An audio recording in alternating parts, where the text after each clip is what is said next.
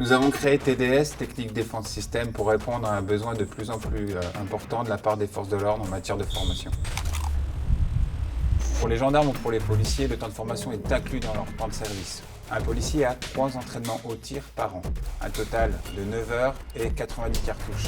Une formation au sein de TDS, sur une journée, c'est de 150 à 200 cartouches, soit l'équivalent de 2 ans de formation. Je suis Hervé, formateur aux techniques et à la sécurité en intervention dans la police nationale. Je suis Thomas, le formateur référent secourisme pour TDS. Je m'appelle Rudy, je suis formateur aux techniques et à la sécurité en intervention dans la police nationale. À TDS, nous proposons plusieurs formations.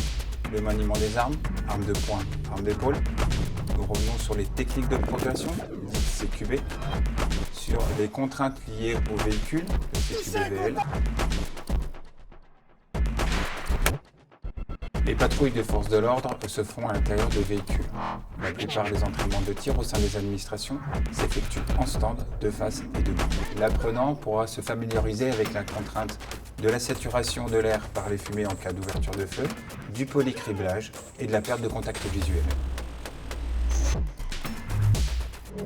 On revient lors des stages sur les différents éléments du véhicule qui vont proposer une réelle protection. Même si une portière de véhicule offre la possibilité de se dissimuler, elle n'offre pas du tout une protection réelle pour le policier. Le CQB, c'est l'intervention dans des milieux clos, avec la contrainte des escaliers, la contrainte des couloirs, tout ce qui est investissement de pièces, des phases rapides ou lentes, ou l'absence de protection pour les intervenants.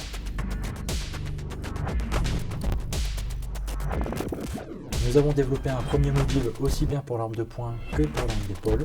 Dans ce premier module, nous allons reprendre tous les positionnements de corps, la façon de tenir l'arme, la façon de la chausser, les prises de visée, l'action du doigt sur la détente, on reviendra vraiment dans le détail. Dans le module 2, nous avons développé tout ce qui va être les déplacements et la sécurité environnementale. Lors de ces formations, nous revenons également sur le discernement lié au tir, en utilisant les cibles Exattack qui proposent différentes couleurs, formes ou symboles. Cela oblige le tireur à prendre en compte des informations, à analyser l'environnement et à choisir s'il fera feu ou pas. Vert, bleu. Vous, quand vous êtes dans un milieu éclairé et vous allez devoir pénétrer dans un milieu sombre, nous proposons également des formations de secourisme en milieu dégradé avec moyens limités et multiples victimes. Nous allons instaurer en fait différentes zones pour nos apprenants. Une zone sous le feu, dans laquelle on fera la mise à l'abri, la riposte et l'auto-sauvetage. Et une zone de sécurité partielle, dans laquelle on développera un examen plus approfondi de notre victime. On va travailler sur 3 axes. La recherche de saignement et son traitement, notamment par la pose du garrot tourniquet.